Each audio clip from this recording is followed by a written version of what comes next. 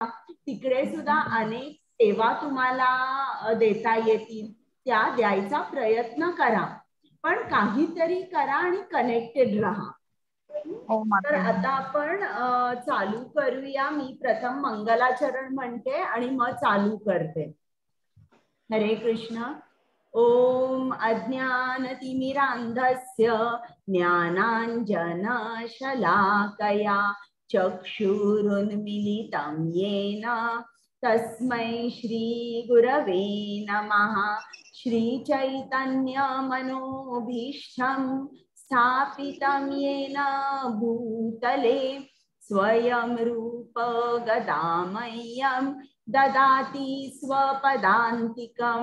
नम ओं विष्णुपादाय कृष्णपृष्ठाय भूतले श्रीमते भक्ति वेदांत स्वामिन् इति नामिने.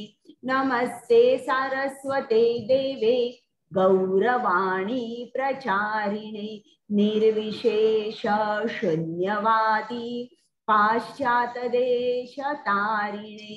हे कृष्णा करुणा सिंधु दीनबंधु जगत्पते गोपेश गोपिकाकांत राधाकांत नमोस्तुते. तप्त कांचन गौरांगी राधे वृंदावनेश्वरी वृषभानुसुते देवी प्रणमामि हरिप्रिये. जय श्री कृष्ण चैतन्य प्रभु नित्यानंद श्री अद्वैत गदाधर श्रीवासादि गौर भक्त वृंद. हरे कृष्ण कृष्ण कृष्ण हरे हरे, हरे राम राम राम हरे हरे. सर्वांचं स्वागत आहे. आज आपण 17वा अध्याय श्रद्धात्रय विभाग योग हा करतोय. बरं, प्रथम ज्यांच्या आनंदासाठी मी तुम्हाला भगवद्गीता सांगते त्या श्री श्री राधा गोविंदना आपण नमस्कार करूया. इकडे हे वृंदावनचे कृष्ण आहेत बरं का, गोविंदजी, आणि मला नाव पटकन लक्षात नाही येते. कुमुद माताजी, तुम्हाला नाव लक्षात आहे का या तिन्ही कृष्णांची नावं? नाही माहिती माताजी, मी पहिल्यांदाच पाहते यांना पण. बरं बरं, माझ्या पटकन लक्षात येत नाहीये. तर खरोखर हा आनंद कृष्णाचा आहे बरं का. तुम्ही येताय. बाके बिहारी तर नाही माताजी हे? काय बाके बिहारी? नाही नाही नाही. ओके, ते तीन आहेत, गोविंदजी, मदन मोहनजी. हा ओके ओके. आणि एक आहे माझ्या पटकन लक्षात येत नाहीये. तर हे खूप फेमस आहेत वृंदावनचे.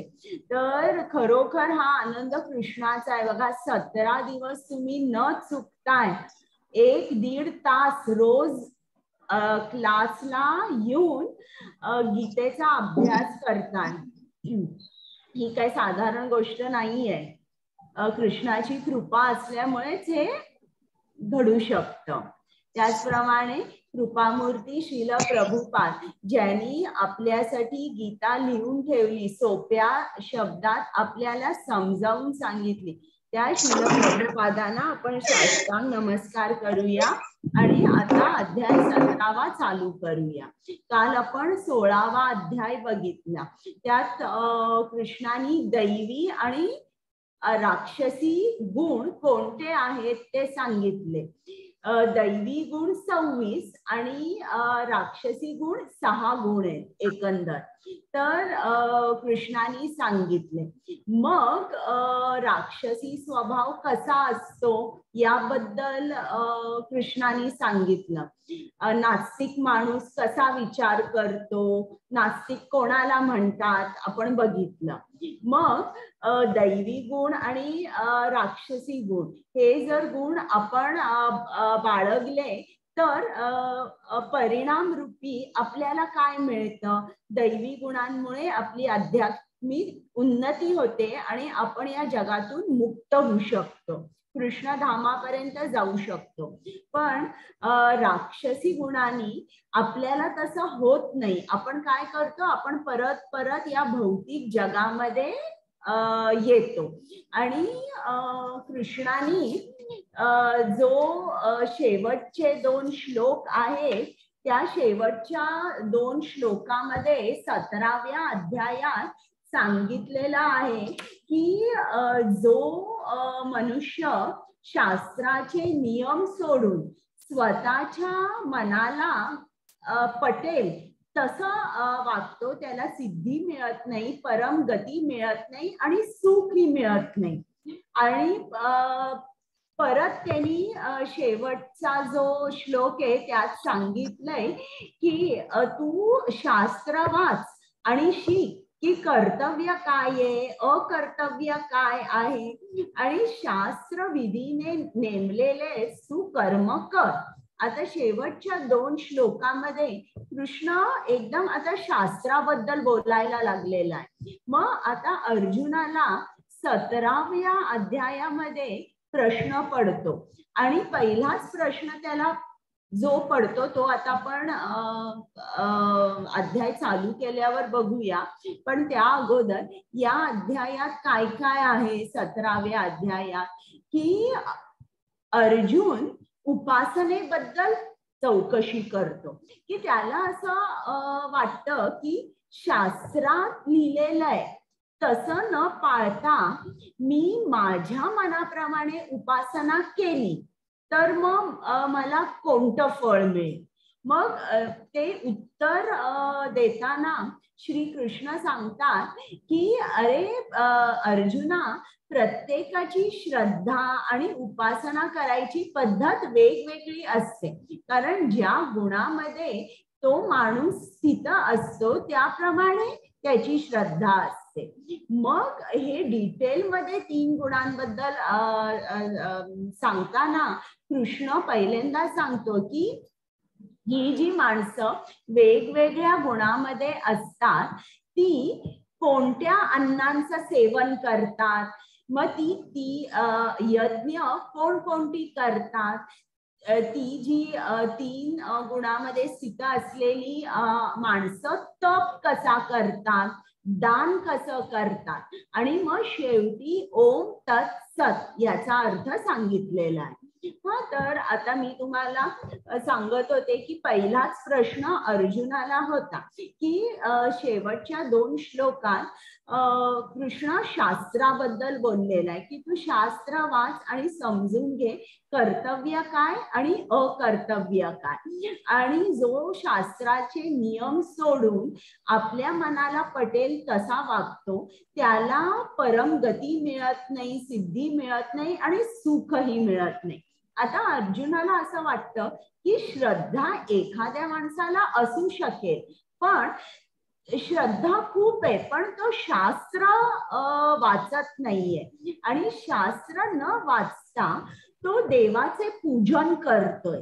मग त्याला कोणती स्थिती प्राप्त होते, त्याला कुठलं फळ मिळतं. असा माणूस ज्याच्यामध्ये खूप श्रद्धा आहे तो कुठला आहे, सात्विक आहे, राजसिक आहे की तामसिक माणूस आहे. आता श्रद्धा म्हटलं तर आपल्याला प्रत्येक माणसाला कशात न कशात तरी श्रद्धा असते. 1 मिनिट. काय पाहिजे?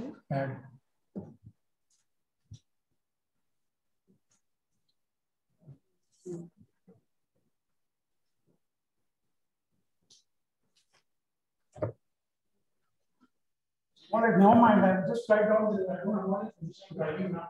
I cannot take down this. तर प्रत्येक माणसाला श्रद्धा असते आणि ही श्रद्धा त्या व्यक्तिमत्वाचा एक अतूट भाग असतो. आता श्रद्धा एखादा माणूस म्हणेल की मी देवामध्ये कृष्णामध्ये मला श्रद्धा नाहीये, मी देवधर्म वगैरे काही करत नाही. पण मग असा माणूस म्हणेल की माझी श्रद्धा सायन्स मध्ये आहे बरं का, विज्ञान जे आहे त्यामध्ये तर माझी पूर्ण श्रद्धा आहे. कोण असं म्हणेल की बाबा मी देवधर्म वगैरे करत नाही, माझा सायन्सवर सुद्धा विश्वास नाही पण मला माझ्या आई बाबांवर खूप विश्वास आहे. माझे आई वडील म्हणजे माझे देवच आहेत असं काही जण म्हणतील.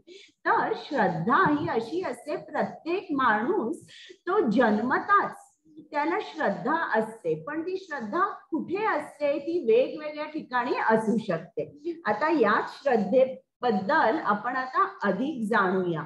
पल्लवी माताजी वाचा. हरे कृष्ण माताजी. अर्जुन म्हणाला, हे कृष्णा, जी माणसे शास्त्रविधीला सोडून श्रद्धेने युक्त होऊन देवादिकांचे पूजन करतात त्यांची मग स्थिती कोणती? सात्विक, राजसिक की तामसिक? हरे कृष्ण. कुमुद माताजी. हरे कृष्णा. श्री भगवानुवाच त्रिविधा भवति श्रद्धा देहिनां सा स्वभावजा सात्विकी राजसी चैव तामसी चेति तां शृणु. हरे कृष्णा. हरे कृष्ण. भगवान श्री कृष्ण म्हणाले, मनुष्याची ती शास्त्रीय संस्कार नसलेली केवळ स्वभावतः उत्पन्न झालेली श्रद्धा सात्विक, राजसिक व तामसिक या 3 प्रकारची असते. ती तू माझ्याकडून ऐक. हरे कृष्ण. आता इकडे कृष्णाने काय सांगितलं? संस्कार नाही आहेत काही, मग ती श्रद्धा कशी असते? ती स्वभावातून उत्पन्न होते. आणि स्वभाव माणसाचा कोण कंट्रोल करतं? हे 3 गुण, सत्वगुण, रजोगुण आणि तमोगुण. आता खरं म्हटलं तर हे श्रद्धा जी असते ती सत्वगुणातून उत्पन्न होते बरं का. पण या 3 गुणांच्या पलीकडे शुद्ध सत्व गुण असतो. आणि शुद्ध सत्व गुणामध्ये जेव्हा माणूस स्थित असतो तेव्हा तो कृष्ण तत्व समजू शकतो. जरी सत्व गुणामध्ये श्रद्धा असेल तरी ती श्रद्धा सुद्धा कॉन्टॅमिनेटेड असते, म्हणजे ती शुद्ध नसते. राजसिक आणि तामसिक गुण असलेल्या मध्ये तर तुम्ही असं म्हणा की श्रद्धा नसतेच. श्रद्धा ही सत्वगुणातून उत्पन्न होते, पण सत्वगुण सुद्धा या जो आहे तो शुद्ध नसतो. तर जेव्हा शुद्ध सत्वगुणामध्ये आपण स्थित होतो तेव्हाच आपण कृष्णाला समजू शकतो, कृष्ण तत्व जाणू शकतो. मग आता आपण अधिक जाणूया बरं का याच्याबद्दल. हरे कृष्ण. कुमुद माताजी. माताजी आता तिथे तुम्ही हरे कृष्णा दाखवलं ना. हॅलो माताजी. सत्त्वानरूप सर्वस्य श्रद्धा भवति भारत श्रद्धामयोऽयं पुरुषः यो यच्छ्रद्धः स एव सः. हरे कृष्णा. हरे कृष्ण. हे भारता अर्थात भरतवंशी अर्जुना, सर्व माणसांची श्रद्धा त्याच्या अंतःकरणानुरूप असते. हा पुरुष श्रद्धामय आहे, म्हणून जो पुरुष ज्या श्रद्धेने युक्त आहे तो स्वतःही तोच आहे, अर्थात त्या श्रद्धेनुसार त्याचे स्वरूप असते. हरे कृष्ण.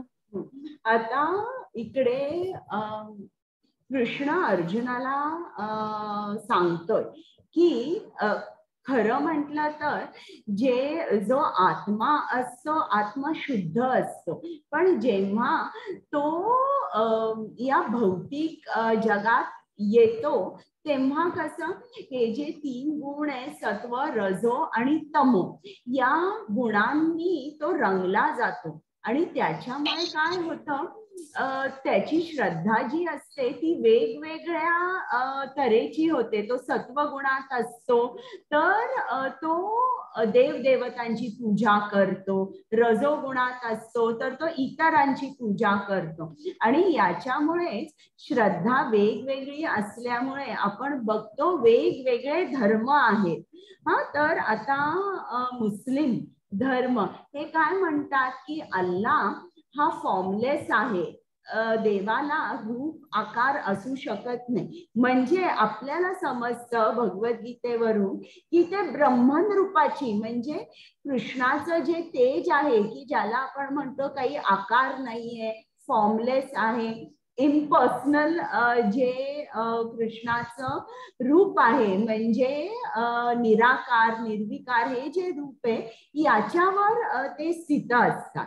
तर ज्याप्रमाणे प्रत्येकाची श्रद्धा असते त्याप्रमाणे वेगवेगळे धर्म सुद्धा असतात. आता या भौतिक जगामध्ये जवळजवळ सगळी लोक कामी असतात, त्यांना इच्छा असते आणि त्या इच्छा तृप्तीसाठी ते झगडत असतात. तर कामी मनुष्य म्हणजे तो राजसिक आहे. बरं, आता समजा जर एक ज्ञानी असेल या भौतिक जगात, तर त्याला खरं म्हटलं तर श्रील प्रभुपाद म्हणतात की त्याला काय हवंय, त्याला या भौतिक जगातून मुक्ती हवी आहे. म्हणून तो ज्ञान मिळवतो की बाबा हा जो स्ट्रगल आहे हा मला स्ट्रगल नकोय, मला मुक्त व्हायचंय आणि मला स्वर्ग किंवा इतर ग्रहांवर जाऊन मला आनंद उपभोगायचा आहे. तर हे जे आहे हे कुठल्या ना कुठल्या तरी गुणामध्ये आहे. ज्ञानी माणूस हा सत्व गुणात आहे, पण जेव्हा माणूस शुद्ध सत्व गुणामध्ये स्थित असतो तेव्हाच तो कृष्ण किंवा विष्णू किंवा वासुदेव यांच्याकडे जाऊन यांची पूजा करतो, तो यांची भक्ती करतो. तर जे आपण कृष्ण भावना भावित जीवन जेव्हा एखादा माणूस जगत असेल तेव्हा तुम्ही ओळखा की तो शुद्ध सत्व गुणामध्ये स्थित आहे. बरं, कोणी मला लास्ट स्लाइड बद्दल विचारलं होतं का? हॅलो, मी विचारलं होतं. हरे कृष्ण माताजी. हा, विचारा. ते तुम्ही ते 3 केलं ना, कामी ज्ञानी, ह्या त्याबद्दल या ह्याच्यात त्याच्याबद्दल जरा सांगाल का?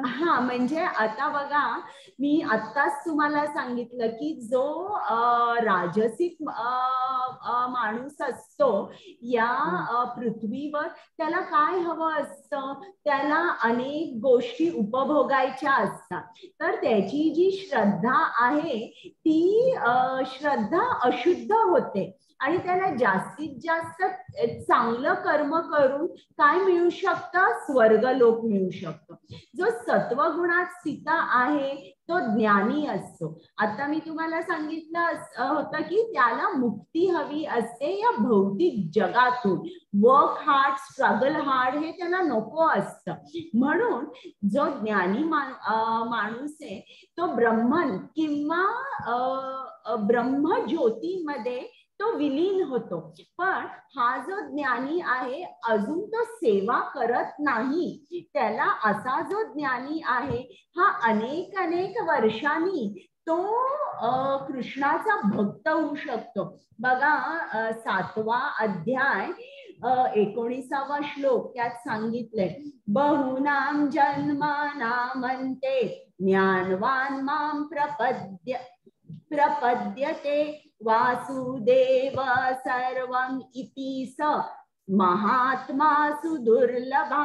म्हणजे बहुनाम जन्मनामन्ते, अनेक जन्मानी, ज्ञानवान मां प्रपद्यते म्हणजे ज्ञानी लोकांना माझी प्राप्ती होऊ शकते. बहुनाम म्हणजे अनेक जन्मानी. तर हे जे ज्ञानी आहे अनेक जन्मांनी त्यांना ज्ञान मिळाल्यानंतर अनेक जन्मांनी त्यांना एक रिअलायझेशन किंवा साक्षात्कार मिळतो की या ब्रह्मनमध्ये किंवा ब्रह्मज्योतीमध्ये आनंद जो आहे तो नाहीच आहे, तो पूर्ण मिसिंग आहे.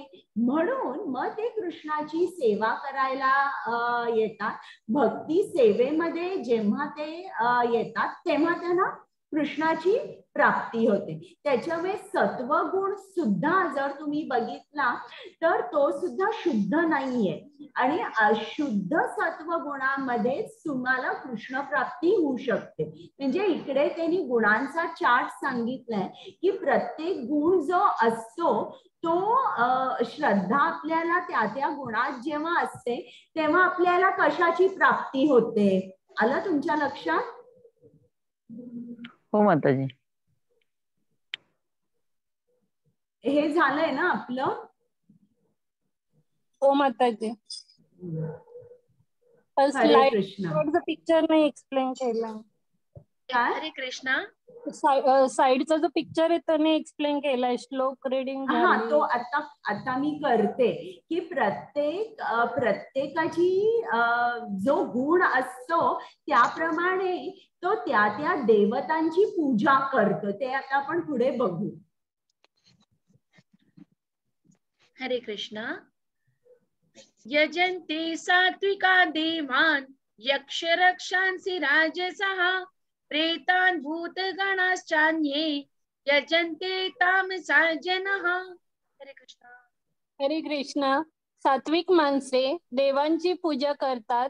राजसिक माणसे यक्ष आणि राक्षसांची, तसेच इतर तामसिक माणसे असतात ती प्रेत व भूतगणांची पूजा करतात. हरे कृष्णा.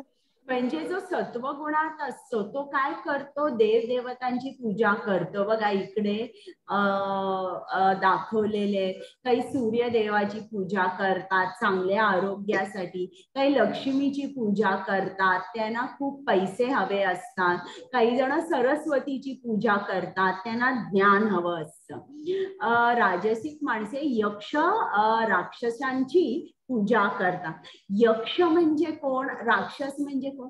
यक्ष म्हणजे अ सिम्बल ऑफ पॉवर, म्हणजे शक्तीचा प्रतीक. म्हणजे उदाहरणार्थ तुम्ही बघा की आता जे खूप मोठमोठे पॉलिटिशियन्स आहेत, तर त्या पॉलिटिशियन्स हाजी करायला अनेक लोक असतात आणि ते जणू काही या पॉलिटिशियन्सना देव मानतात. ते म्हणतील त्याप्रमाणे ते वागतात, करतात. आता कलकत्त्यामध्ये सेकंड वर्ल्ड वॉर झालं तेव्हा एक माणूस होता, त्यांनी हिटलरची एक लाईफ साईज अशी फ्रेम, म्हणजे किती 6 फूट किंवा 7 फूट असेल, अशी आपल्या घरामध्ये ठेवली होती आणि रोज तो हार घालायचा, उदबत्ती लावायचा, पूजा करायचा आणि तो म्हणायचा की हिटलरमुळे वर्ल्ड वॉर 2 चालू झालं, त्याच्यामुळे मला प्रचंड फायदा झाला. ब्लॅक मार्केटमध्ये तो मला वाटतं अन्नाचा व्यापारी होता. माझं धान्य वगैरे खूप ब्लॅक मनी मी करून मी ते खूप विकू शकलो आणि मी एवढे पैसे जे मी इतके पैसे मला मिळाले हे केवळ हिटलरमुळे मिळाले. तर हिटलर माझा देव आहे. तर अशी लोक असतात, यक्ष राक्षसांची ती पूजा करतात. आणि आता तुम्ही हेच आजच्या डे टू डे लाईफ मध्ये कसं बघाल बघा. समजा जर तुम्ही एका रेस्टॉरंट मध्ये गेलात आणि तिकडे त्या रेस्टॉरंट मध्ये स्टार्टिंगलाच कुठल्या तरी एका मोठ्या ऍक्टरचा किंवा क्रिकेटरचा फोटो लावला असतो किंवा एक ऑटोग्राफ असतो आणि तिकडे लिहिलेलं असतं. इनडायरेक्टली ही लोक त्यांची पूजा करत असतात का? अशा मोठमोठ्या नटनट्यांची, कारण त्यांचा धंदा वाढणार असतो, तर त्यांचं लक्ष पूर्ण फळाकडे असतं. ही राजसिक माणसे यक्ष राक्षसांची पूजा करतात आणि तामसिक माणसं ही प्रेत आणि भूतगणांची पूजा करतात. इकडे दाखवले बघा.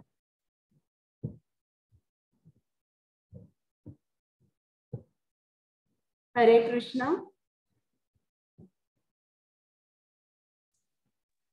हरे कृष्ण माताजी. जी कठोर तपस्या आणि तपश्चर्या शास्त्रात सांगितलेली नाहीत ते अभिमान, अहंकार, वासना आणि आसक्ती यांच्यामुळे करतात. जे उत्कटतेने प्रवृत्त होतात आणि जे आपल्या शरीराच्या अवयवांना तसेच आत वास करणाऱ्या परमात्म्याचा छळ करतात त्यांना राक्षस म्हणतात. हरे कृष्ण. आता या 5वा आणि 6वा श्लोक याच्यामध्ये सांगितलंय राक्षस कोण आहे. आपण काल बघितलं राक्षसाचे गुण सांगितले, इकडे आता डेफिनेशन सांगितलंय राक्षस कोण आहे. तर जे कठोर तपश्चर्या करतात, पण कशी तपश्चर्या? जी शास्त्रात सांगितलेलीच नाहीये आणि ती का करतात? कारण त्यांना अभिमान असतो, अहंकार असतो, हे सगळे राक्षसी गुण झाले. आणि जेव्हा ते अशी कठोर तपश्चर्या करतात तेव्हा त्यांच्या हृदयात वास करणारा परमात्मा असतो, त्याला खूप त्रास होतो आणि तो खूप दुःखी होतो. तर अशा लोकांना राक्षस म्हटलं जातं. आता इकडे तुम्ही बघा, एक माणूस आहे, त्यांनी आपली पूर्ण मान जमिनीत पुरलेली आहे, त्याला आपल्या तो प्राणवायू खूप कंट्रोल करू शकतो, कुंभकात तो राहू शकतो. किंवा इकडे हा माणूस, पण असं कुठेही शास्त्रात सांगितलेलं आहे का? शास्त्रात हे कुठेच सांगितलेलं नाही. मग आता हिरण्यकश्यपू आणि रावण, हे बघा, रावणाने कैलास पर्वत उचलायचा प्रयत्न केला होता, तर असं कुठेही सांगितलंय का? शास्त्रात नाही. मग हे जे रावण करतोय हे काय झालं? हे राजसिक गुण झाला. त्यांना काय हवं असतं? मला मोठं राज्य पाहिजे आणि मी सर्वांचा राजा पाहिजे, सर्वांनी माझा आदर केला पाहिजे, मी तिन्ही लोकांचा मी राजा होणार. तर नुसतंच कठोर तप करून कोणी एक भक्त होत नाही. मग समजा जर तुम्हाला कृष्णाचं भक्त व्हायचं असेल तर शास्त्रामध्ये काय दिलंय त्याप्रमाणे आपल्याला तप केलं पाहिजे. जर आपण तसं तप केलं नाही तर ते काय होतं, हे जे तप जे आता दाखवले त्याचं फळ काहीही मिळत नाही आणि फायदा कोणालाच होत नाही. उलटा आपल्या हृदयात राहणारा परमात्मा आहे तो दुःखी होतो. मग श्रील प्रभुपाद लिहितात की जे पॉलिटिशियन्स आहेत, जे बघा खूप दिवसेंदिवस ते उपासमार करतात, पाणी नाही पीत, आणि त्यांना कुठली तरी एक गोष्ट हवी असते, कुठली तरी एक पॉलिसी असते किंवा कुठलं बिल असतं ते पास करायला हवं असतं. तर किंवा त्यांना स्वतःसाठी सुद्धा खूप फेम हवा असतो, खूप प्रसिद्धी हवी असते. तर असा जे काही तो उपास करतात याला सुद्धा आसुरी एक ते व्रत झालं की असं शास्त्रात लिहिलेलं नाहीये. आणि असं केल्याने, कठोर तप केल्याने, दिवसेंदिवस उपास केल्याने काय होतं की तुमच्या हृदयात असलेला परमात्मा खूप दुःखी होतो. आता कृष्ण अन्नाबद्दल बोलणार आहे. हरे कृष्ण. हरे कृष्ण माताजी. भोजनही सर्वांना आपापल्या प्रकृतीप्रमाणे 3 प्रकारचे प्रिय असते आणि तसेच यज्ञ, तप व दानही 3 प्रकारचे आहेत. त्यांचेही निरनिराळे भेद तू माझ्याकडून ऐक. आयुष्य, बुद्धी, बळ, आरोग्य, सुख आणि प्रीती वाढविणारे, रसयुक्त, स्निग्ध, स्थिर राहणारे, स्वभावतः मनाला प्रिय वाटणारे असे भोजन पदार्थ सात्विक पुरुषांना प्रिय असतात.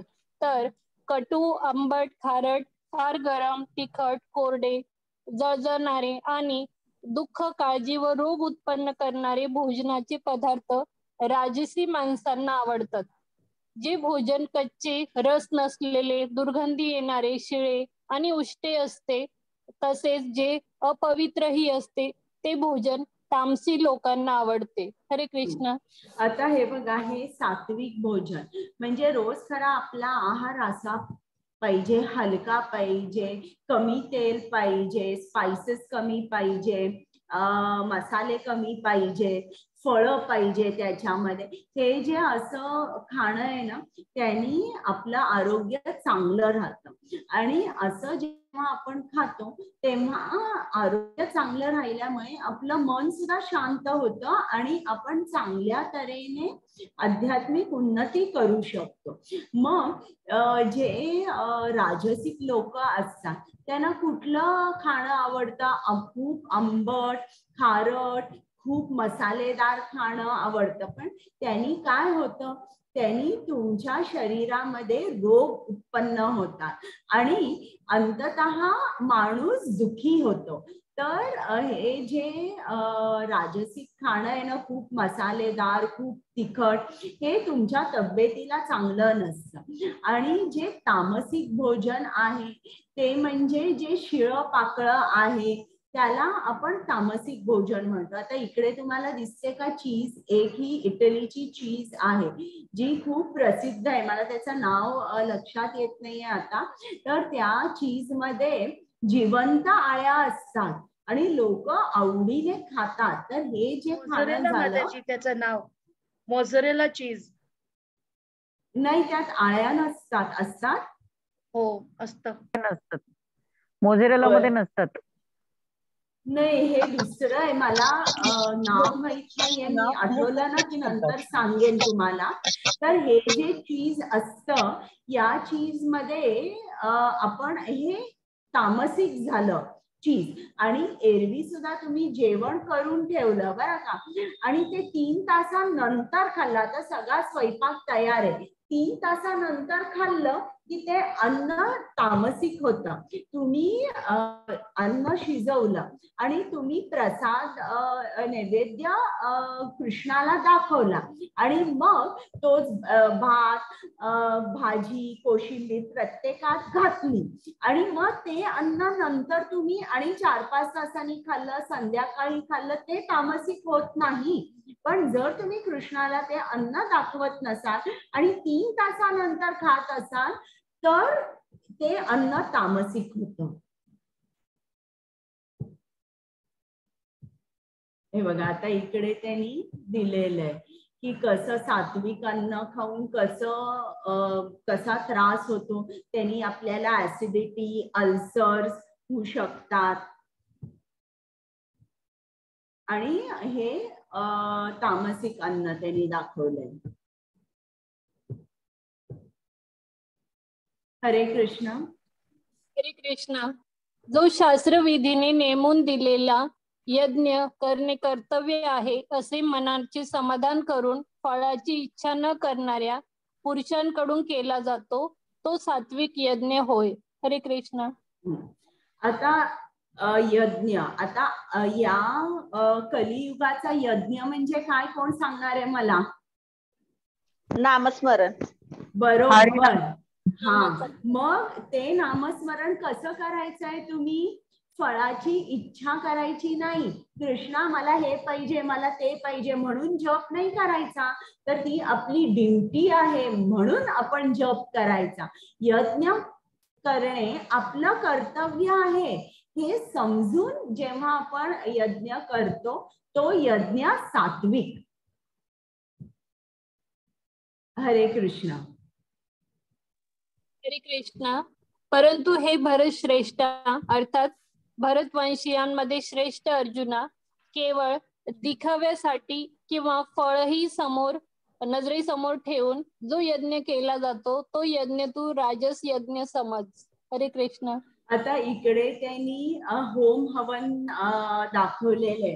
अनेकदा बरेचदा आपल्याला गुरुजी सांगतात बघा, तुम्हाला हे अमकं हवंय, काय हवं असेल ना तर तुम्ही असा चंडी होम करा किंवा काही प्रकारचे ते सांगतात, हवन वगैरे करा.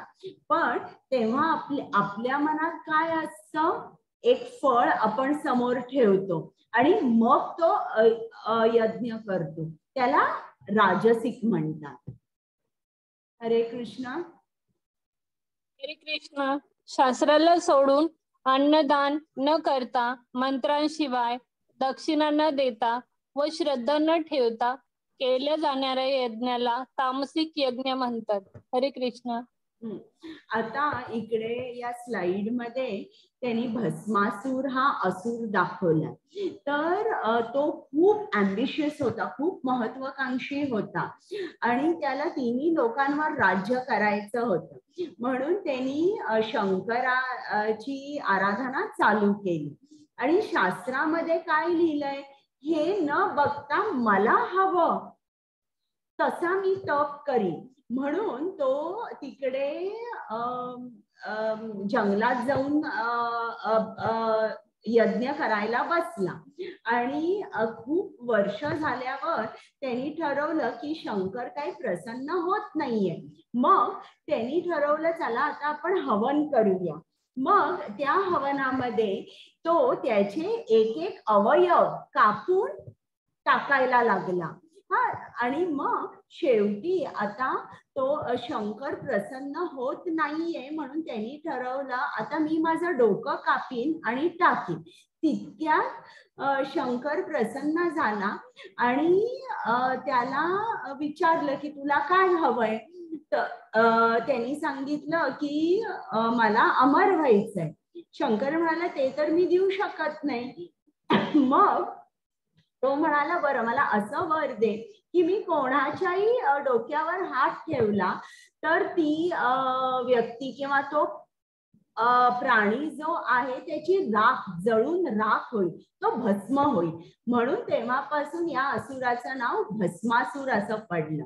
मग आता इकडे त्यांनी काय केलं, कुठलेही मंत्र म्हटले नाही, अन्नदान केलं नाही, दक्षिणा दिली नाही, आपल्या मनाप्रमाणे त्यांनी यज्ञ केला आणि त्याच्यामुळे काय झालं की त्याला ते फळ मिळालं नाही. शेवटी काय झाला, या भस्मासूरचा नाशच झाला.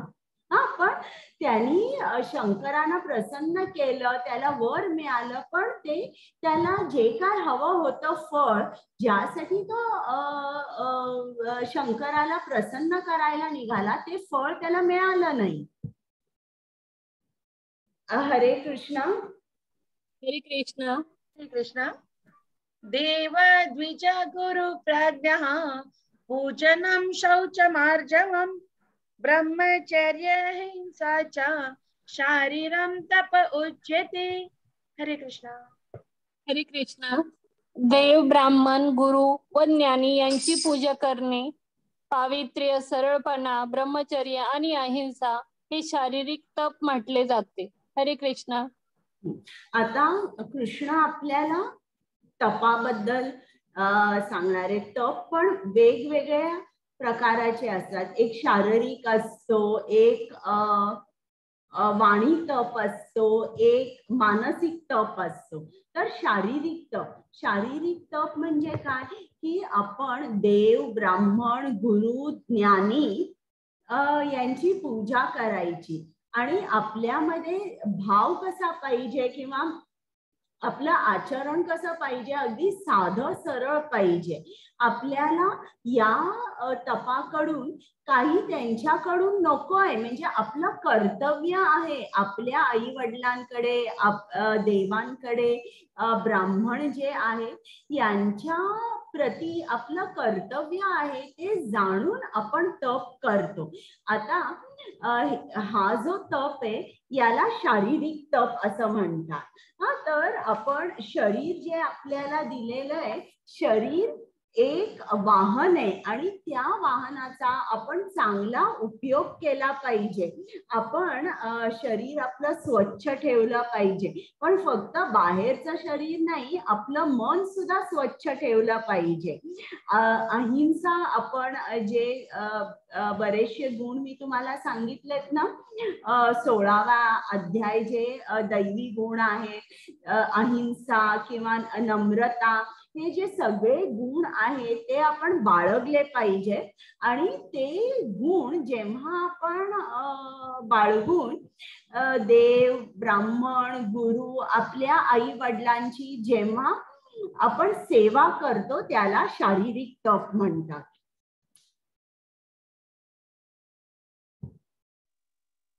हरे कृष्ण. हरे कृष्ण. अनुद्वेगकरं वाक्यं सत्यं प्रियहितं च यत् स्वाध्यायाभ्यसनं चैव वाङ्मयं तप उच्यते. हरे कृष्ण. हरे कृष्ण. जे दुसऱ्याला न बोचणारे, प्रिय, हितकारक आणि यथार्थ भाषण असते ते, तसेच वेदशास्त्रांचे पठण व परमेश्वराच्या नाम जपाचा अभ्यास हेच वाणीचे तप म्हटले जाते. हरे कृष्ण. आता वाणीचा तप म्हणजे काय की आपल्याला खूप मधुर बोललं पाहिजे, कोणालाही जर एखादी गोष्ट वाईट असेल आणि आपल्याला सांगायची असेल तरी सुद्धा अशा तऱ्हेने सांगावी की ती त्या माणसाला सत्यही समजेल पण त्याला बोचणार नाही, अशा तऱ्हेने आपण सांगावं त्या माणसाला. तर याला म्हणतात वाचेचा तप किंवा वाणीचा तप. आता याच्यामध्ये उदाहरण सर्वात उत्तम म्हणजे युधिष्ठिर महाराज. हे कसे होते, हे नेहमी सत्य बोलायचे. बोलणं सुद्धा कसं होतं की दुसऱ्यांना बोचायचं नाही आणि अशा बोलण्यानी सगळ्यांचाच उद्धार व्हायचा. तर हे जे असं अशी जी भाषा असते त्याला वाणीचा तप म्हणतात. मग आपल्याला आपण वाणीचा तप जेव्हा करतो, आपल्याला तर गोड आपण चांगलं बोलायचंच, पण त्याबरोबर आपण काय करायचं, रोज जप करायचा. आपल्या जर तुम्हाला शक्य असेल तर भगवद्गीतेचा एक अध्याय तरी रोज श्लोक आहे त्याचं पठण करा. तर अशा तऱ्हेने आपण सुद्धा आपली जी वाणी आहे त्याचा सुद्धा वापर जो आहे तो कृष्णासाठी करायचा. बघा, हे पूर्ण शरीर जे आहे, आपण जेव्हा हे जग सोडतो तेव्हा हे शरीर कोणाचं आहे असा प्रश्न पडतो. ते शरीर आपली मुलं काही ठेवून घेणार आहेत का? वास येतो शरीराला. आपण 3-4 तासापेक्षा जास्त जरी ठेवलं तरी त्याला वास येतो. आपण म्हणतो की नको, हे शरीर फेकून देतो. मग ते आपण ते अग्नीला शरीर अर्पण करतो. मग जेव्हा आपण शरीर अग्नीला अर्पण करतो म्हणजे ते अग्नीचं झालं का? कोणाचं शरीर आहे हे शरीर शेवटी आपल्याला कृष्णाकडून मिळालंय. म्हणून शरीराचा प्रत्येक भाग जो आहे तो आपण कृष्णासाठी जेव्हा वापरतो तेव्हा तो एक तप होतो.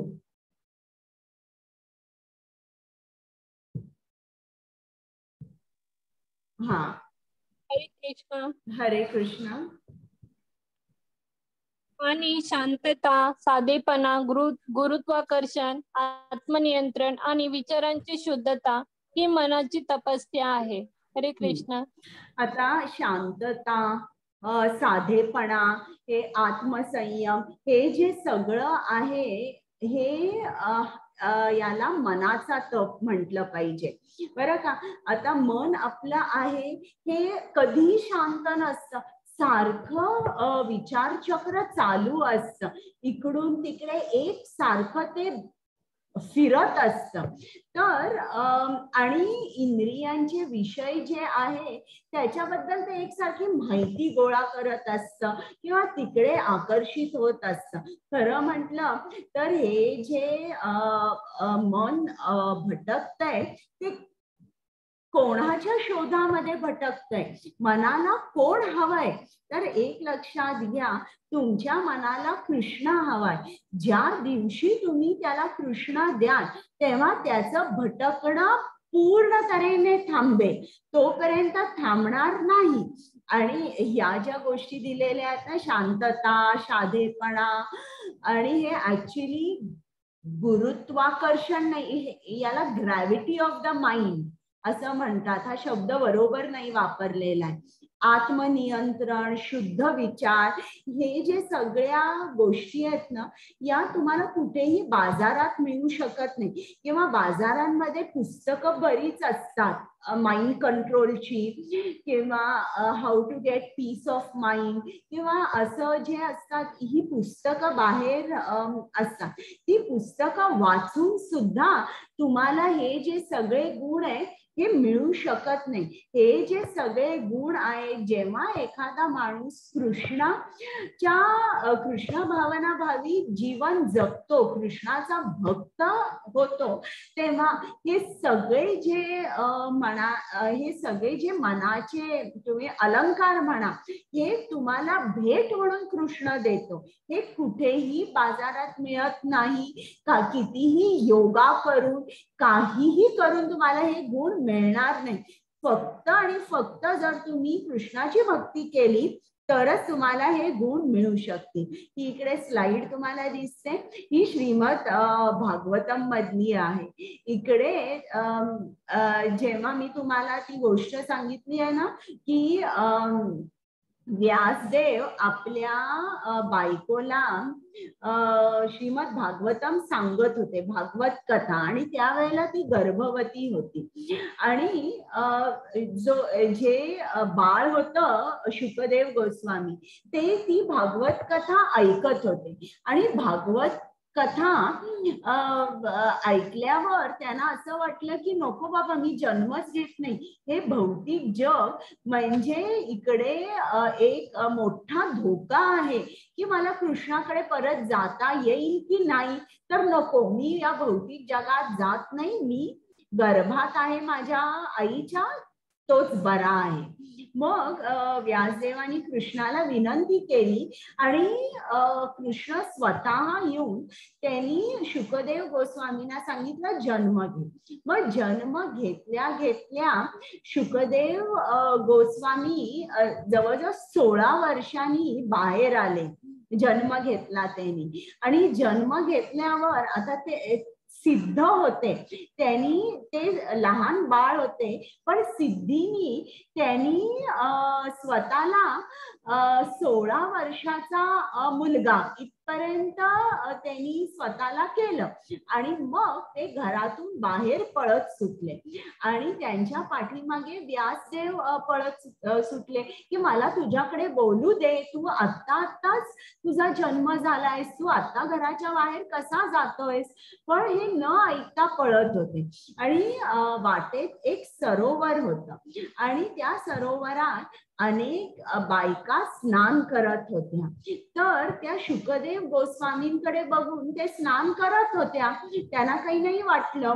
आणि त्याच्यानंतर व्यासमुनी तिकडनं गेले तर लगेच त्या बायका होत्या त्यांनी आपापले कपडे घेतले आणि आपलं अंग पांघरलं. तर आता व्यासमुनींनी सांगितलं की आता शुकदेव इकडनं गेला पळत, तर या बायकांनी काही त्यांनी स्वतःचा अंग पांघरला नाही, मग मला पाहून असं का केलं. तर त्या बायकांनी सांगितलं शुकदेव गोस्वामी हे आत्मसाक्षात्कारी होते, त्यांच्या डोळ्यामध्ये ही स्त्री आहे हा पुरुष आहे असा भाव नव्हता. तर हे त्यांना जाणवलं, म्हणजे आत्मसाक्षात्कारी जो माणूस असतो त्याच्या डोळ्यातून सुद्धा जाणवतं की त्याचे भाव पूर्ण वेगळे असतात. आणि मग जेव्हा व्यासमुनी आले तेव्हा मात्र ते सुद्धा साक्षात्कारी होते, पण ते गृहस्थाश्रमामध्ये स्थित होते. त्याच्यामुळे गृहस्थामध्ये काही रूल्स असतात की आपण कपडे घालून जायचं किंवा कपडे कसे घालायचे, किंवा एक पुरुष असेल तर त्याच्याकडे कसं बोलायचं वागायचं, काही नियम असतात. तर ते गृहस्थ असल्यामुळे त्या बायकांनी त्या आश्रमाचे नियम जे होते त्या नियमांचं लगेच पालन केलं. तर इकडे आपल्याला लक्षात द्यायला पाहिजे की हे जे मनाचा तप आहे हा शारीरिक तप आणि वाणी तप याच्यापेक्षाही तो वर आहे, कारण मन ऍक्च्युली वाणीला आणि शरीराला कंट्रोल करतं. हरे कृष्ण. हरे कृष्णा.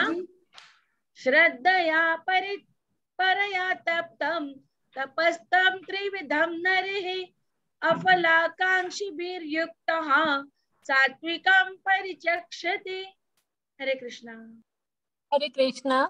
फळाची इच्छा न करणाऱ्या योगी पुरुषाकडून अत्यंत श्रद्धेने केलेल्या वर सांगितलेल्या तिन्ही प्रकारच्या तपाला सात्विक तप म्हणतात. हरे कृष्ण. आता आपल्याला इकडे कृष्ण सांगतोय की हा जो शारीरिक तप आहे, मानसिक तप आहे, वाणी तप आहे, हा कोण करतं आणि कोण करत नाही. तर आता कृष्ण सांगतो की जी माणसं आहेत ज्यांचा ध्येय आहे की मला फळ पाहिजे, अशी माणसं हा तप करत नाही. पण ज्या माणसांचा ध्येय आहे की मला भौतिकरित्या काहीही नकोय, मला जे काय मी करणार आहे ते कृष्णाच्या आनंदासाठी करणार आहे, ही माणसं शारीरिक, मानसिक आणि वाचा तप करतात आणि त्याला सात्विक तप म्हणतात. ते कर्तव्य म्हणून करतात, कृष्णाच्या आनंदासाठी तो तप करतात. त्यांना स्वतःला काहीही नको असतं. त्याच्यामुळे मी नेहमी वर्गाच्या सुरुवाती अगोदर म्हणते, ज्यांच्या आनंदासाठी मी तुम्हाला भगवद्गीता सांगते आणि तुम्हालाही सांगते की ज्यांच्या आनंदासाठी तुम्ही ऐकताय, तर हा जो तप होतो, आपल्याला काहीही नको, आपल्याला मनामध्ये एकच इच्छा ठेवली पाहिजे की कृष्णाला आनंद मिळावा, कृष्ण संतुष्ट व्हावा. तो संतुष्ट झाला, त्याला आनंद झाला, तुम्हाला परमानंद मिळणार आहे. तर अशा तऱ्हेने आपण तप केला पाहिजे, आपलं कर्तव्य म्हणून आणि कृष्णाच्या आनंदासाठी. हरे कृष्ण. हरे कृष्ण. सत्कार मान पूजार्थम तपोदंभ दंभेन चैव यत् क्रियते तदिह प्रोक्तः राजसं चलमध्रुवम्. हरे कृष्ण. जे तप साक्षात्कार, मान व पूजा होण्यासाठी तसेच दुसऱ्या काही स्वार्थासाठीही स्वभावाप्रमाणे किंवा पाखंडीपणाने केले जाते, ते अनिश्चित तसेच क्षणिक फळ देणारे तप येथे राजसिक असे म्हटले जाते. हरे कृष्ण. तर राजसिक तप का केला जातो? मला पॉवर पाहिजे, मला पैसा पाहिजे, हे जे तप असतात ना, तुम्हाला फळ मिळतं, पण ते फळ कसं असतं? अनित्य असतं, ते काही परमनंट नसतं, स्टेबल सुद्धा नसतं, आणि अशा याला राजसिक तप म्हणतात. हरे कृष्ण. हरे कृष्ण. मूढग्राहेण मनोपीड्य यत्पीड्या क्रियते तप मूढग्राहेण मनोपीड्या क्रियते तप परस्योत्सादनार्था वा तत्तामसमुदारतम्. सॉरी माताजी. हरे कृष्ण.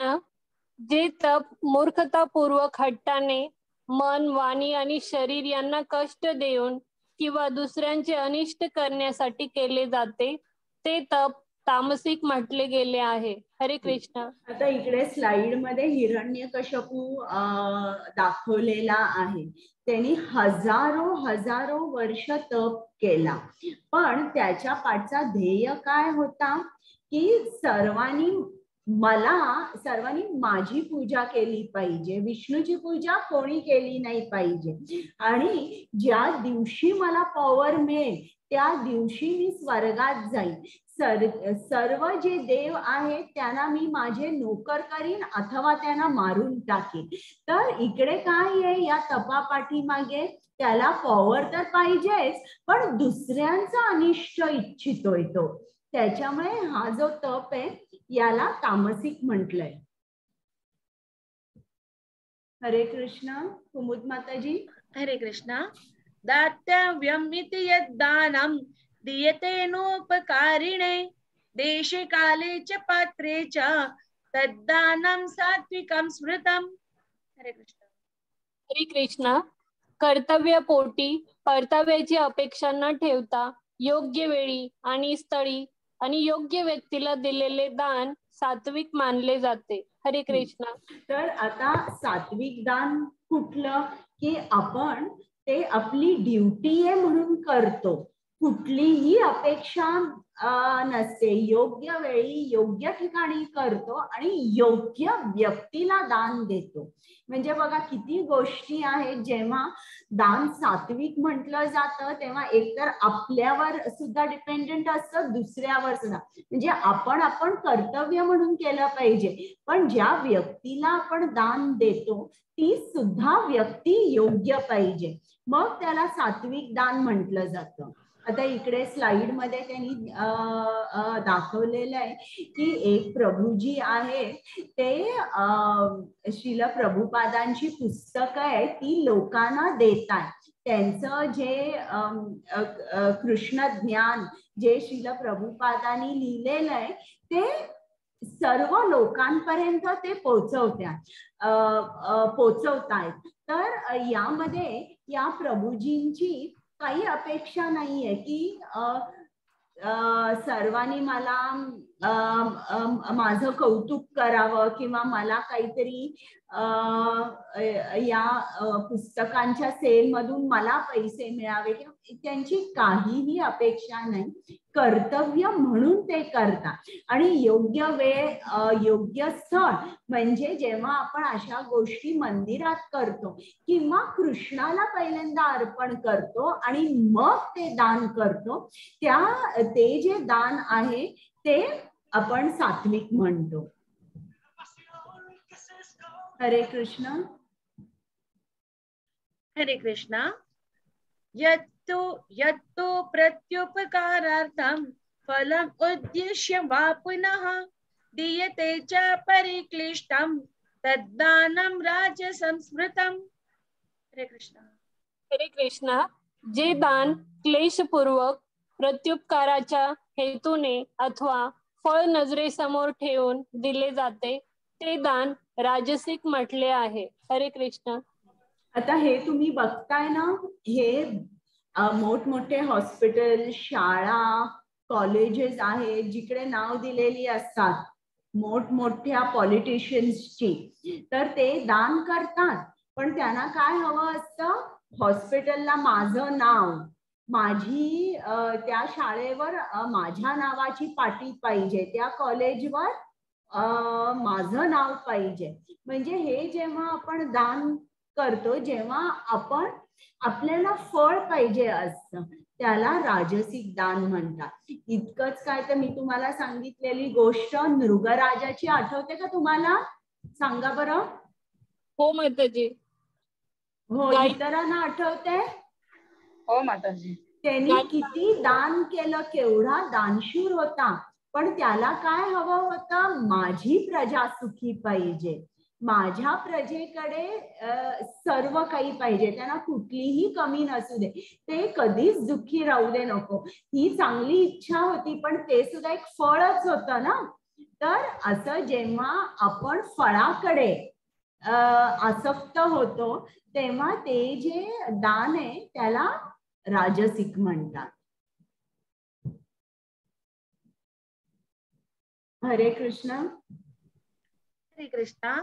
आदेश काले यद्दानम् अपात्रेभ्यश्च दीयते असत्कृतम् अवज्ञातम् तत्तामसमुदारतम्. हरे कृष्णा. हरे कृष्ण. अपवित्र ठिकाणी, अयोग्य वेळी, अयोग्य व्यक्तीकडे किंवा योग्य लक्ष आणि आदर न देता केलेले दान हे अज्ञानतेचेच आहे असे म्हणतात. हरे कृष्ण. म्हणजे कधीतरी आपण चालत असतो, कुठला तरी भिकारी आपल्याला भीक मागत असतो आणि आपण असे पैसे फेकतो आणि त्याच्या बोलमध्ये वगैरे ते पैसे पडतात. आपणही त्या भिकाऱ्याचा आदर करत नाही आणि तो भिकारी सुद्धा काय करतो, जातो आणि एखादी बिडी आणतो. हे जे दान आहे हे तामसिक दान आहे. किंवा आपल्याला माहिती आहे, आता समजा जर आपल्याकडे एखादा नोकर आहे आणि तो म्हणतो की आता मला गावाला जायचंय आणि मला दारूचं दुकान काढायचंय, मला पैसे द्या म्हणून, आणि आपण जर त्याला पैसे दिले तर त्याला म्हणतात तामसिक दान. किंवा एखाद्या कॅसिनोसाठी आपण पैसे दिले, म्हणजे जिकडे जिकडे थोडक्यात ज्याला विकर्म म्हटलेलं आहे ते त्यासाठी जर आपण दान केले तर त्याला तामसिक दान असं म्हटलं जातं.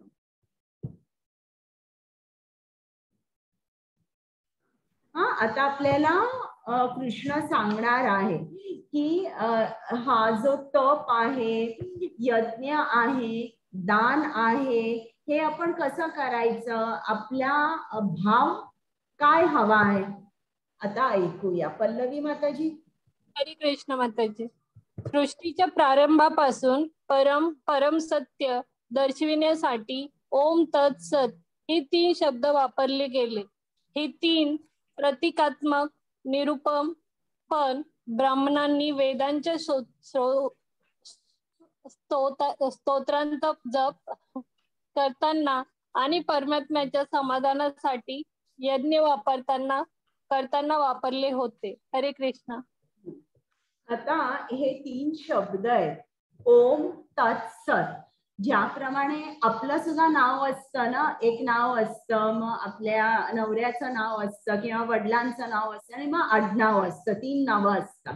तर त्याचप्रमाणे कृष्णाला सुद्धा ओम तत्सत या नावाने सुद्धा संबोधलेलं आहे. तर हे कोणी संबोधलेलं आहे? हे ब्रह्मानी संबोधलेलं आहे. केव्हा संबोधलेलं आहे? आता जेव्हा ब्रह्मदेवाचा जन्म झाला आणि जेव्हा ब्रह्मदेवाला ज्ञान दिलं गेलं तेव्हा कृष्णाने ब्रह्मदेवाला सांगितलं की आता तू ब्रह्मांडाची रचना कर. आणि ब्रह्मदेवाला ते एक मोठा प्रोजेक्ट होता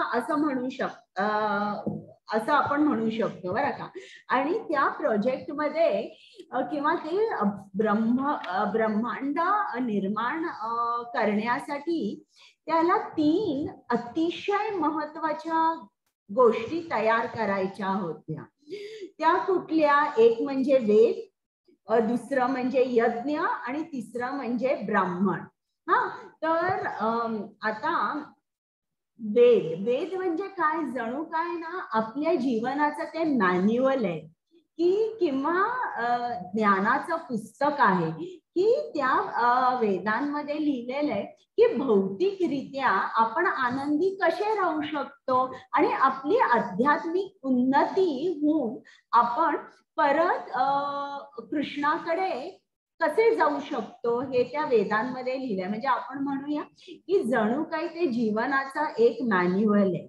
मग वेद जेव्हा आपण आचरणात आणतो त्याला यज्ञ म्हणतात. यज्ञ म्हणजे की तुम्ही धर्माने जेव्हा जगता तेव्हा तुम्ही असं म्हणू शकाल की तुमचं जीवन एक यज्ञ आहे. आणि ब्राह्मण कोण झाला?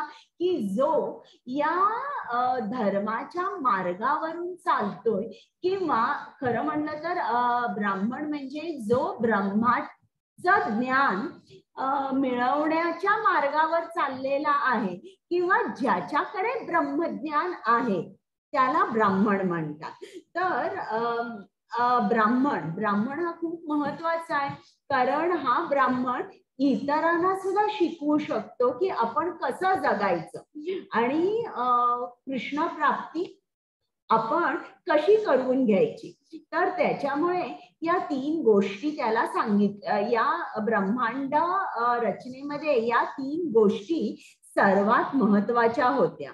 आता जेव्हा ब्रह्मदेवानी हा ब्रह्मांड निर्माण केला तेव्हा त्यांनी कृष्णाकडे प्रार्थना केली की मी आता ब्रह्मांड निर्माण करतोय, तू माझ्यावर मोठी जबाबदारी दिलेली आहे आणि जर काही माझी चूक झाली असेल किंवा कुठे काही कमतरता असेल तर ती मात्र तू भरून काढ.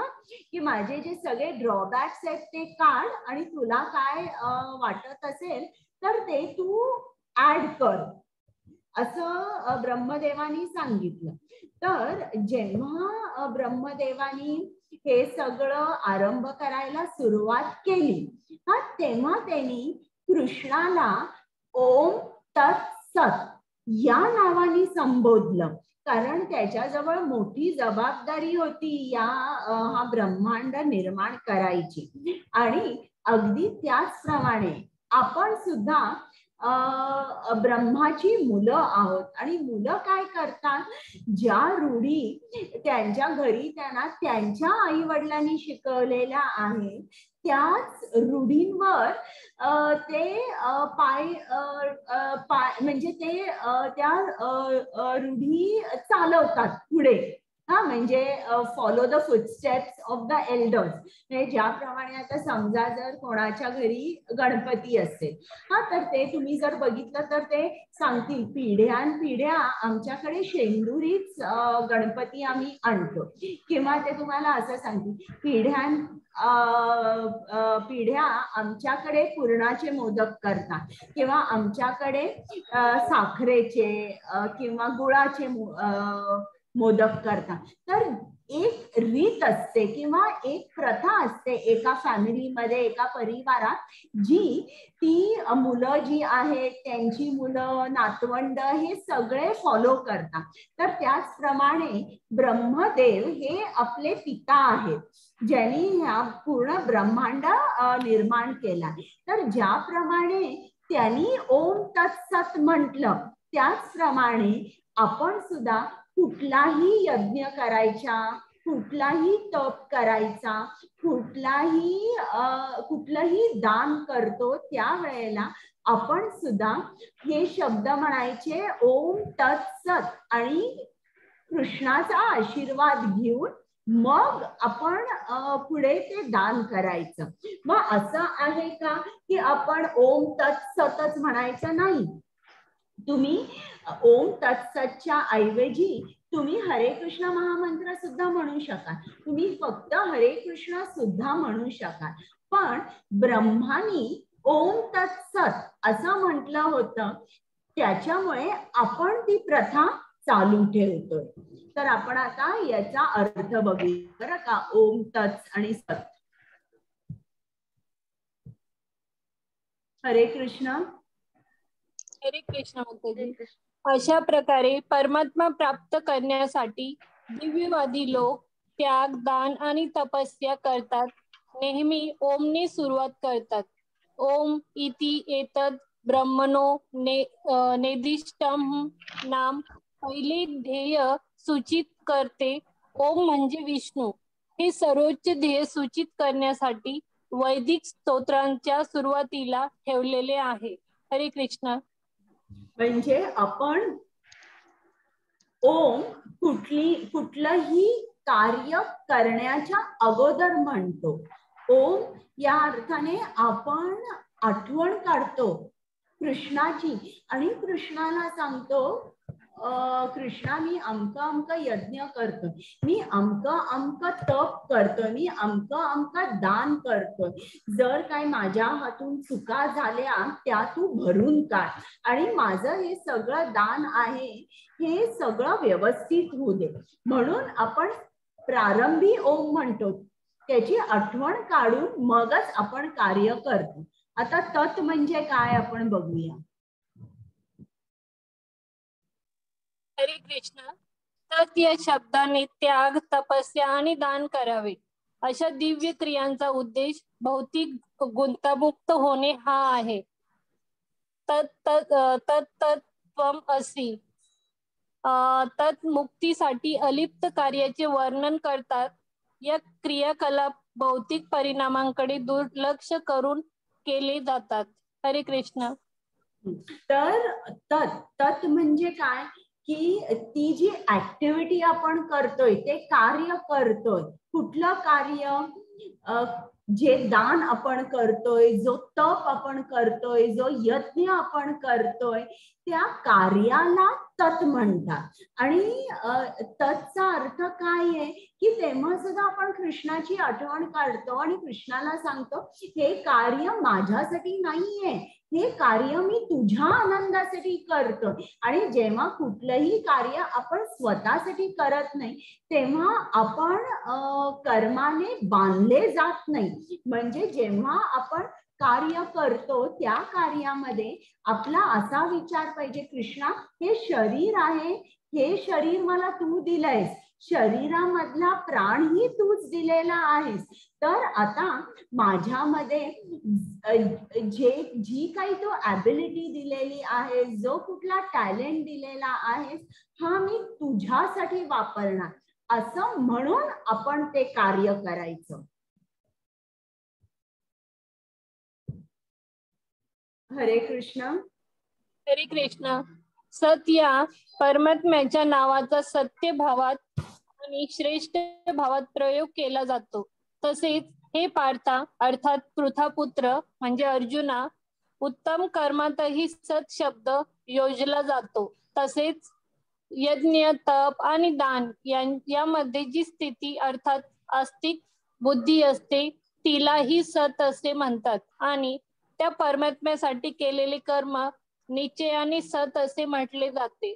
दुःखी एव सौम्य, सत म्हणजे शाश्वत, परमेश्वराच्या सेवेसाठी केलेले कार्य खरे आध्यात्मिक स्वरूप प्रकट करा. अशा कृतीमध्ये कृती करणारा शाश्वत बनतो. क्रियाकलाप शाश्वत असतात आणि क्रियाकलापांचे फायदेही शाश्वत असतात. हरे कृष्ण. म्हणजे सत म्हणजे काय की एक लक्षात ठेवणं की आपण जे काही यज्ञ करतोय, तप करतोय, दान करतोय, आपण कोणासाठी करतोय? आपण कृष्णासाठी करतोय. आपल्याला फळाची सुद्धा इच्छा नाही. पण जेव्हा आपण असं करतो, अशी भावना जेव्हा असते की देवा मला काहीही नकोय, की मी हे तुझ्या आनंदासाठी करतोय, तेव्हा आपल्याला जे काही फळ मिळतं किंवा जेव्हा आपल्यावर कृष्णाची अशा तऱ्हेने कृपा होते की ते जे फळ आहे ते शाश्वत होतं. शाश्वत, ते नित्य असतं. असं नाही की फळ मिळालं आणि थोड्या वेळाने ते आपल्याला त्याचा काही उपयोग नाहीये किंवा असं नाही. ते फळ आहे ते शाश्वत आहे. तर असं याचा ओम तत् सत याचा अर्थ होतो. आरंभी कुठल्याही कार्याच्या अगोदर आपण कृष्णाची आठवण करतो की मी हे कार्य करतोय. काही जर याच्यामध्ये कमतरता असेल तर तू भरून काढ. तत् म्हणजे हे जे कार्य आहे हे मी तुझ्यासाठी करतो. म्हणजे आपण कर्मबंधनातून मुक्त होतो आणि फळ जे आहे हे सुद्धा कृष्णा तुझंच आहे, मला काही नकोय, माझं कर्तव्य आहे म्हणून मी करतो. हे शरीर सुद्धा तुझं आहे, यात प्राण सुद्धा तूच घातलेला आहे, त्याच्यामुळे मी जे काय करतोय हे तुझ्यासाठी करतो. जेव्हा आपण असं म्हणतो तेव्हा आपल्याला सक्सेस मिळतो, तेव्हा आपल्याला कृष्णाची कृपा होते. म्हणजे hard work plus grace is equal to success. हा तुम्ही फॉर्म्युला वाचला असेल, पण त्याच्या पाठीमागे हे आहे ओम तत् सत. आता आपला झालेला आहे हा अध्याय. हरे कृष्ण. आता ओंकाराचा अर्थ सांगायचा आहे. वस्तुतः दिव्य ध्वनी ओंकार जरी अ, उ आणि म या 3 अक्षरांच्या संयोगात दिव्य सामर्थ्य असते आणि जो ओंकाराचा जप करतो त्याला लवकरच ओंकार आणि भगवान विष्णू वेगळे नसल्याची जाणीव होईल. हरे कृष्ण. तर ओम आणि विष्णू किंवा कृष्ण हे अभिन्न आहेत. आता ओम हा 3 शब्दांचा 3 शब्द मिळून ओम होतो. तर ते कुठले शब्द? अ, उ आणि म. तर आता अकार म्हणजे काय? अकार म्हणजे कृष्ण. कृष्णाला संबोधलेलं आहे जो सर्व लोकनायक आहे. आता उकार म्हणजे कोण? जी कृष्णाची शक्ती आहे, जी राधा राणी आहे ती उकार आहे. आणि मकार म्हणजे कोण? मकार म्हणजे सगळे जे जीवात्मे आहेत, जे सगळे प्राणी पशु जे सगळे सजीव आहेत त्यांना मकार असं म्हटलंय. तर अशा प्रमाणे अ, उ आणि म हा पूर्ण ओंकार होतो. हेच इकडे दिलेलं आहे. हरे कृष्ण. कुमुद पल्लवी माताजी. हरे कृष्ण माताजी. क कारचे ते कृष्ण सर्व लोके नायक, उ कारचे ते राधा, म करो जीव वाचक.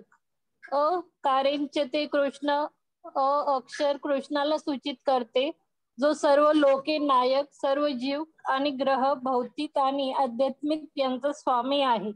उकार, उकार म्हणजे हे अक्षर श्रीमती राधाराणी कृष्णाच्या आनंदाची शक्ती हिला समजले आहे. आणि मकार म्हणजे जीवांचा, सजीवांचा किंवा जीवात्म्यांचा सूचित करते. हरे कृष्ण.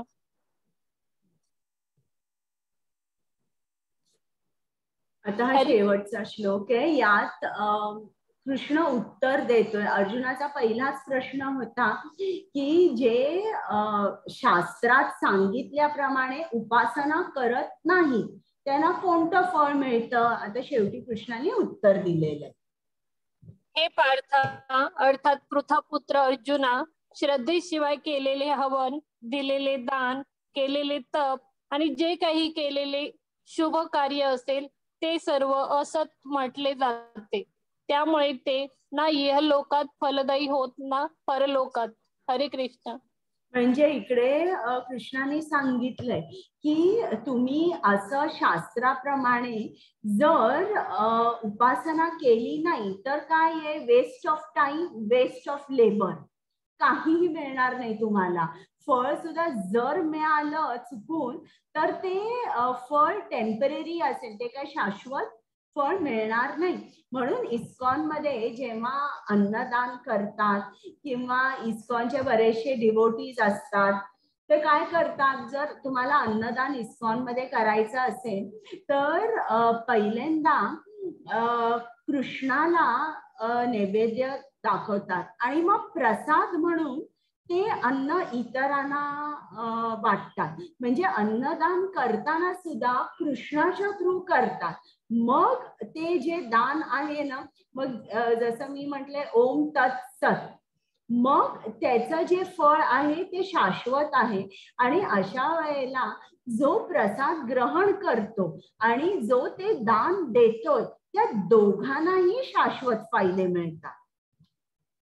आणि इस्कॉन मध्ये बरेचसे डिवोटीज असतात, ते काय करतात, आता समजा जर बाहेर आपण गेलो आणि भिकारी असतात, ते पैसे मागतात, तर ते काय करतात की घरी ग्लुकोजचे पुडे आणून ठेवतात, ते कृष्णाला अर्पण करतात आणि मग आपल्या बरोबर ते 15-20 घेऊन जातात. मग कुठे सिग्नल कडे आपण उभे असो आणि कोणी जर काही मागितलं आपल्याला पैसे वगैरे, तर पटकन एखादा बिस्किटाचा पुडा काढून त्या भिकाऱ्याला द्यायचा, असं करतात. म्हणजे कृष्णाच्या थ्रू सगळं करतात. आता झालेला आहे आपला अध्याय. आता आपण काय बघितलं, अर्जुनाची अनाधिकृत उपासनेबद्दल चौकशी. भगवान श्रीकृष्णाने उत्तर दिली की जी उपासना आपण करतो ती सुद्धा ती आपली श्रद्धा जशी असेल त्याप्रमाणे आपण उपासना करतो. मग श्रद्धा बद्दल सांगताना पहिल्यांदा कृष्णाने अन्नाचं सांगितलंय, 3 प्रकारचे अन्न. मग यज्ञ सांगितले 3 प्रकारचे, 3 प्रकारचे तप सांगितले, 3 प्रकारचे दान धर्म सांगितले. आणि मग जर आपल्याला हे करायचं असेल यज्ञ, दान, तप, तर ते करण्यासाठी आपण काय म्हणावं, अगोदर ओम तत्सत, आणि मगच कुठलंही दान, यज्ञ किंवा तप करावा आणि तो परमात्म्याला अर्पण करावा. तर आता आपला हा अध्याय झालेला आहे. तुमचे काही प्रश्न आहेत? आणि उद्या आपण 2 वाजता चालू करतोय, 2 ते 2:30 या वेळामध्ये हे होईल, श्लोकांचं पठण होईल आणि मग 2:30ला चालू करू. कारण उद्याचा अध्याय मोठा आहे, 1.5 तास तरी सहज लागेल किंवा जास्त. मी रेकॉर्डिंग बंद करते.